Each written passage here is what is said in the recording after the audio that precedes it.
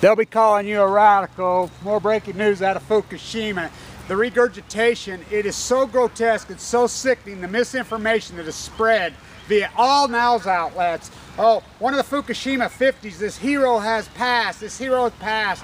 Let me talk about the reality of the situation, about the so-called Fukushima 50, as there is no investigative journalism, none, zero. Zero, and it blows my mind. Even RT falls for this. Something comes across the teleprompter and immediately just gets regurgitated across all print media, against all so-called television media, so-called all media. It's just a giant fallacy. No investigative journalism whatsoever. The media's become a club, as I said, videos killed the media star. It's ridiculous. And they're like, oh, we're holding on to it. What is it you're holding on to? Print media, television is off a cliff. Back to that later. But anyway, the so-called Fukushima 50, he's a hero. He stopped all the... Yeah, maybe he is a hero, but number one, he didn't stop anything. He did not stop anything. Where do you get off? Where do you people come off across this thing? Oh, they stopped the greatest catastrophe. This is thousands of times worse than Chernobyl. All three blew. They blew. They blew day one. Oh, he stopped it from blowing? The video's right there. Do you need to watch it over? It blew. It spread over North America. The wind was blowing out over the Pacific Ocean. All three nuclear reactors blew. All four. The spent fuel pools in number 4 went dry immediately. Day one was dispersed into the atmosphere. There's a video right there. You can watch it over and over and over. As somehow you believe, oh, he saved us from the... He didn't save us from anything. Oh, and then they say, oh, his cancer was not related to... Are you kidding me? The esophagus cancer in the mouth, in the throat, is direct correlation with nuclear radiation.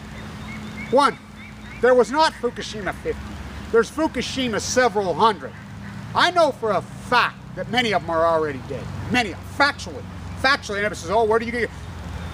I was talking to a guy yesterday and he's like, Kevin, how do you possibly even handle the email situation? I'm like, oh boy, wow. There are times I'll get 1,000 emails a day, more than 1,000, especially in the early days.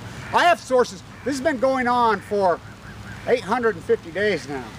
You wouldn't believe the network I have developed because of my credibility. There's a lot of smart people out there that are digging and they get no platform, so I'm their platform.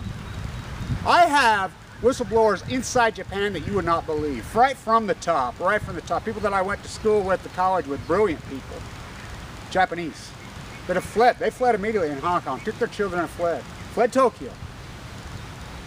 When these three blew, the wind was blowing out. The United States got hammered, hardcore hammered. North America got hammered. Well, why don't we know that? Because we have RadNet. We spent billions of dollars on RadNet, the radiation detector in North America. It's been there for decades. We bolstered it after 9/11, spent billions on it. There says, oh, it just didn't work as contracts. Well, yeah, that's a piece of it, but it did work. It did work. And there was plenty of sites out there reporting this. Plenty of sites, including the California Dairy Association. Plenty of them reporting massive amounts of freaking radiation just all over us here. Then the IAEA, TEPCO made the decision to just up water on to keep cool, to push it into the Pacific Ocean, which they've done the entire time. They push it in the Pacific Ocean the entire time. You would not believe, I have whistleblowers from CNN, I have whistleblowers from Cal Berkeley, I have whistleblowers from all demographics across everywhere. I have all kinds of print media whistleblowers that come to me because they can't get in and stuff they know. They come to me. I'm the source. You would not believe it. It kills me how credible and accurate I've been on this yet. I cannot get anyone to step forward and say, hey Kevin, let's hook up. Let's build this network. You have this sources, you have this brain, you have this knowledge, you have this eat, sleep, drink it, sleep with it. You've been through this with cancer, everything. No one. So I'm freelancing this on my own. It's been incredible. The amount of work that I put into this would blow your mind. It's like Andy Warhol says, why are you making these movies? It's a lot easier than painting. Then he come back later and says, oh, trust me. There is so much work involved in this. The Fukushima 50 was Fukushima several hundred. Many of them are dead. The IAEA, the Japanese government, you have to realize this is the power that exists over there. You're talking 90+% of their population want no nuclear. They're protesting en masse. Some of the biggest protests in human history. None of them are ever shown on any of the contemporized nuclear media here. And the print media goes along with it too now. There have been many of them die. They're going to their family. They're giving them a small check and they're saying, I know this for a fact. Many of them are already dead. I reported this a long time ago that one of them, the so-called 50, died. But there's many more than the so-called 50 that went in. And they didn't prevent anything. They didn't save nothing. Zero. He's a hero? Well, he tried to be a hero. God bless him. You know, anybody, all these angels that have passed in front of me, I've been right there sitting with so many. You know, our army. I have an incredible small army. You would not believe the army that I have, the information that I get.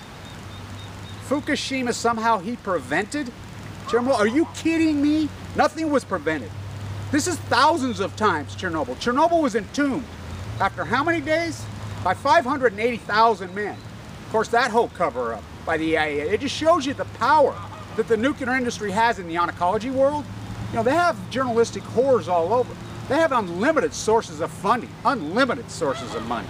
The sums of money they have because they fall into the mantra of the United States Pentagon, of the nuclear weapon, of the EIA. This is the most powerful machine in human history.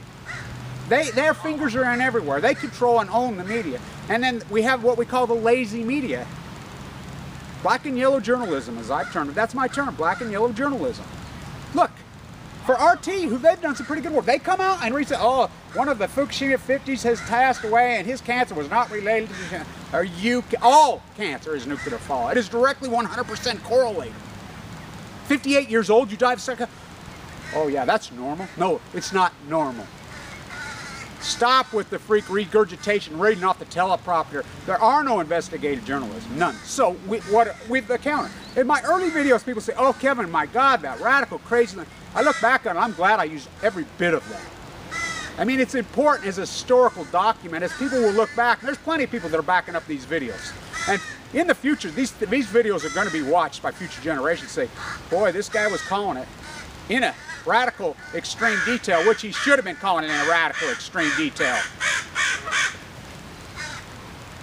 Yeah, there's the IAEA. I mean, doesn't it sound just like those evil bastards?